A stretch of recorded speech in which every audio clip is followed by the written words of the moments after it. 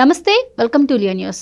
ఆంధ్రప్రదేశ్లో కొత్త ప్రభుత్వం వచ్చిన దగ్గర నుంచి ఇటు అభివృద్ధిపై ఎంత ఫోకస్ పెట్టిందో ఇటు సినీ పరిశ్రమపై కూడా అంతే ఫోకస్ పెట్టిన విషయం మనందరికీ తెలిసిందే. ఇక సినిమాటోగ్రఫీ మంత్రిగా కందుల దుర్గేష్ నియమింపబడ్డ తర్వాత ఆయన వెళ్ళి చలనచిత్ర పరిశ్రమ ప్రముఖులను మీట్ అవ్వడం, అలాగే చలనచిత్ర పరిశ్రమను ఏపీలో అభివృద్ధి చేయవలసిందిగా కోరిన సందర్భాలు కూడా మనం చూసాం. ఇక అందులో భాగంగానే ఒక అడుగు ముందుకు పడినట్టుగా తెలుస్తోంది. ఏపీలో చలనచిత్ర పరిశ్రమను అభివృద్ధి చేయడం కోసం అపెక్స్ కమిటీ అయితే వచ్చి మరి పరిశీలన చేస్తున్నట్టుగా వార్తలు వస్తున్నాయి. మరి త్వరలోనే ఆంధ్రప్రదేశ్లో కూడా చలనచిత్ర పరిశ్రమ అభివృద్ధి చెందబోతుంది అంటున్నారు. దీని గురించి మరిన్ని వివరాలు తెలుసుకుందాం. మనతో పాటు ఉన్నారు senior political journalist doctor Durga Vadlamani గారు. నమస్కారం. నమస్తే అండి. సో ఆంధ్రప్రదేశ్లో ఒక పక్క పెట్టుబడుల వెల్లువ జరుగుతుంటే మరోపక్క చిత్ర పరిశ్రమ కూడా వస్తుంది, రేపు మాపు పర్యటించబోతుంది. చలనచిత్ర పరిశ్రమ ఏపీలో కూడా మరి పుంజుకోబోతుంది, అభివృద్ధి అవ్వబోతుంది అంటున్నారు. సో ఏం జరగబోతుంది అంటారు, ఏం చెప్తారు? ఇదంతా ఎప్పుడు పూర్తవుతుంది అంటారు? ఇప్పుడు మనం చూస్తున్నాం, మీరు చెప్పిన పరిశ్రమల అభివృద్ధికి ఏ రకంగా తొలడికి పడింది. శ్రీ సిటీ గురించి విన్నాం మనం. దాని మీద వైకాపా పార్టీకి చెందిన నేతలు ఎవరైతే ఉన్నారో, గుడ్డు అమర్నాథ్ గారు కావచ్చు, మార్గారి భరత్ కావచ్చు, అవన్నీ కూడా వైకాపా ప్రభుత్వం హయాంలోనే జరిగాయి. వాటికి అన్నిటికీ శంకుస్థాపన జరిగింది, అవన్నీ ప్రారంభం అయ్యాయంటూ మాట్లాడుతున్నారు. మీకు గుర్తుంటే కనుకైతే ఎలక్షన్స్ ముందు కావచ్చు, ఎలక్షన్స్ తర్వాత కావచ్చు, వాళ్ళ అభివృద్ధి అని చెప్పి ఏం చూపించారండి వాళ్ళ హయాంలో మనం చూసాము. ఇవి ఏమైనా ఎప్పుడైనా మెన్షన్ చేశారా? ఇవన్నీ ఎప్పుడు 2014-19 మధ్య చంద్రబాబు నాయుడు గారు ముఖ్యమంత్రిగా ఉండగా ప్రారంభమైనవన్నీ ఉన్నాయి. కొన్ని అందులో కొన్ని ఇప్పుడు కొత్తగా ఆయన వెళ్ళి ఆయన తీసుకొచ్చినవి. ఇప్పుడు మా చంద్రబాబు నాయుడు ముందు వీళ్ళు ఎవరు పనికిరారు కదా. ఇవాళ దీన్ని కూడా వాళ్ళ ఖాతాలో వేసుకోవాలని చూడడం చాలా హాస్యాస్పదం ఒకటి. రెండోది, ఈ చలనచిత్రాభివృద్ధి సంస్థ ఏదైతే ఉందో వాళ్ళు కందుల దుర్గేష్ గారు వాళ్ళకి లేఖ రాయడం, వాళ్ళు వెంటనే స్పందించారు. ఆయన మంత్రిగా బాధ్యతలు స్వీకరించాక కొంతమందిని కలవటం జరిగింది, చలనచిత్ర పరిశ్రమకు సంబంధించిన వాళ్ళని. ఇదే పని వాళ్ళు ఎప్పుడైనా చేశారా? ఎవరు? వైకాపా ప్రభుత్వం హయాంలో. మళ్ళా రేపొద్దున అన్నీ జరిగాక ఏమంటారు?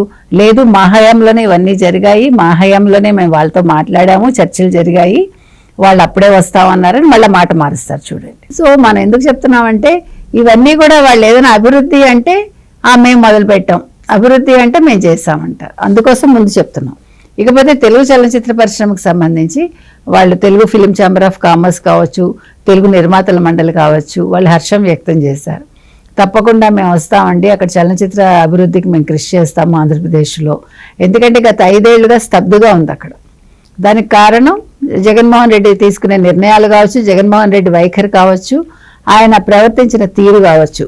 అక్కడికి నిర్మాతలు కావచ్చు, లేకపోతే హీరోలు కావచ్చు, వెళ్ళినప్పుడు ఆయన ఏ రకంగా ట్రీట్ చేశారో అవన్నీ మనకు తెలుసు. కాబట్టి ఇవాళ ఈ రకమైన ఒక అడుగు పడ్డం అనేది చాలా చెప్పుకోదగ్గ అంశం. మనం మాట్లాడుకున్నాం గతంలో 100 కోట్లతోటి అక్కడ ఒక ఫిలిం సిటీ నిర్మిస్తారు ఆంధ్రప్రదేశ్లో, దానికి కూడా ప్రయత్నాలు జరుగుతున్నాయని. సో ఈ రకంగా అన్నీ జరిగాయనుకోండి, రేపొద్దున ఇంకా వీళ్ళందరూ కూడా షూటింగ్స్ అనేవి ఇంకెవరి మీద ఆధారపడకుండా ఆంధ్రప్రదేశ్కి సంబంధించిన వాళ్ళందరూ కూడా ఆంధ్రప్రదేశ్లో చేసుకోవటం వల్ల అటు వాళ్ళకి సుఖం, దానివల్ల వ్యయం తగ్గుతుంది. అంటే ఒక చిత్ర నిర్మాణ వ్యయం అనేది తగ్గుతుంది, ఆంధ్రప్రదేశ్ ప్రభుత్వానికి కూడా ఇన్కమ్ వస్తుంది. తర్వాత చిత్ర పరిశ్రమకు సంబంధించి ఇప్పుడు ఆంధ్ర వాళ్ళు ఉంటారు కదా తెలంగాణలో, వాళ్ళందరూ కూడా వాళ్ళ ఊళ్ళల్లో ఉండే అవకాశం దొరుకుతుంది. దానివల్ల వాళ్ళకి కూడా వ్యయం తగ్గుతుంది. అంటే ఏ రకంగా చూసుకున్నా కూడా మనం ప్రతిదీ ఇప్పుడు డబ్బుతో ముడిపడి ఉంది కాబట్టి, ప్రతిదానికి మన క్యాలిక్యులేషన్స్తో ఉండాల్సిన అవసరం ఉంది కాబట్టి ఇవన్నీ కూడా మనం ఆలోచించాలి. వీళ్ళు త్వరలో మేము వస్తాము, అపెక్స్ కమిటీ వచ్చి అక్కడ పర్యటిస్తుంది, అక్కడ పర్యటించాక వాళ్ళ నిర్ణయం ప్రకటిస్తారని చెప్తున్నారు. ఏది ఏమైనా ఇప్పుడు అమరావతిలో ఒకవేళ వాళ్ళు అక్కడ చలనచిత్ర అభివృద్ధి సంస్థ అక్కడ అభివృద్ధి చేయాలనుకున్నా అక్కడ పర్యావరణం బాగుంటుంది, ఆహ్లాదకరమైన వాతావరణం ఉంది, అంటే ప్రకృతి బాగుంటుంది, చుట్టూ మనకి నీళ్లు ఉన్నాయి, తర్వాత పచ్చటి చెట్లు ఉంటాయి.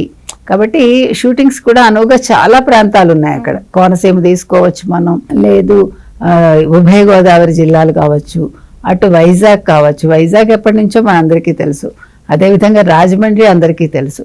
సో ఏ రకంగా తీసుకున్నా కూడా చలనచిత్రం అనేది అభివృద్ధి చెందడానికి అవకాశం ఉంటుంది. ప్లస్ ఇప్పుడు అందరూ కూడా ఎక్కువ శాతం మనం తీసుకుంటే ఆంధ్రప్రదేశ్కి చెందిన వాళ్ళే ఎక్కువ. ఇటు నిర్మాతలు కావచ్చు, అటు డైరెక్టర్స్ కావచ్చు, అటు నటులు కావచ్చు, వాళ్ళకు కూడా మళ్ళీ మా సొంత రాష్ట్రానికి వెళ్ళిపోవచ్చు అనే ఒక ఆనందం వస్తుంది. అలాగని తెలంగాణ ప్రజల్ని కానీ, తెలంగాణకు సంబంధించిన నటీనటులను కానీ ఎవరు చిన్న చూపు అయితే ఎవరు చూడరు. తప్పకుండా వాళ్ళు కూడా అందులో భాగస్వాములు అవుతారు. వాళ్ళు కూడా అక్కడికి వెళ్ళి వాళ్ళు షూటింగ్స్ చేసుకోవచ్చు. గతంలో చిత్ర పరిశ్రమ ఎప్పుడైతే మద్రాసు నుంచి హైదరాబాద్ వచ్చిందో కొంతమంది అక్కడి నుంచి ఇక్కడికి వచ్చి షూటింగ్స్ చేశారు కదా, ఆ రకంగా జరుగుతాయి అంతే. రైట్. మీరు ఇందాక ఒక మాట అన్నారు, అంటే ఏ అభివృద్ధి జరిగినా కానీ మా ప్రభుత్వ హయాంలో జరిగింది అని చెప్పి వైసీపీ చెప్పుకుంటుంది అని చెప్పి. కానీ ఈ సినిమా విషయంలో మాత్రం అలా చెప్పే స్కోప్ ఉండదేమో వైసీపీకి. ఎందుకు అంటే గతంలో మనం చూసాము, సినిమా రేట్లు పెంచమని చెప్పి చిరంజీవి గారు వీళ్ళందరూ కూడా ప్రభాస్ గారు కలవడానికి వచ్చినప్పుడు ఆయన ఏ విధంగా అవమానపరిచాడు అని చెప్పి.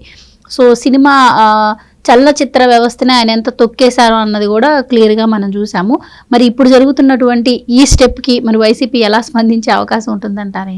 వాళ్ళు స్పందించక్కర్లేదండి. వాళ్ళు స్పందించకుండా ఉంటేనే వాళ్ళ మర్యాదగా వాళ్ళు కాపాడుకున్నట్టు అవుతుంది. ఒకటి మీరు చెప్పినట్టు ఇందాక మీరు అన్నదానికి కేతిరెడ్డి కూడా అన్నారు కదా, ఓడిపోయాక కేతిరెడ్డి ఏమన్నారు, నువ్వు ఎందుకు అసలు పవన్ కళ్యాణ్ జోలికి వెళ్ళావు, నువ్వు వెళ్ళటం వల్లే కదా ఈరోజు ఓడిపోయావు అని కేతిరెడ్డి ప్రశ్నించాడు. ఒకటి. రెండోది మీరు చెప్పినట్టు గతంలో చిరంజీవి గారిని అవమానించిన తీరు కావచ్చు, లేకపోతే టికెట్స్ విషయంలో వాళ్ళు అనవసరంగా కలగజేసుకుని దాని మీద వాళ్ళు మాట్లాడిన విధానం కావచ్చు. తర్వాత ఇటీవల కాలంలో కూడా వాళ్ళు అన్నారు కదా, రేట్లు పెంచుకుంటూ వెళ్ళిపోతే తల్లిదండ్రులను పిల్లలు ఇబ్బంది పెట్టి వాళ్ళు తీసుకొస్తారని. కరెక్టే, నువ్వు చెప్పింది కరెక్ట్.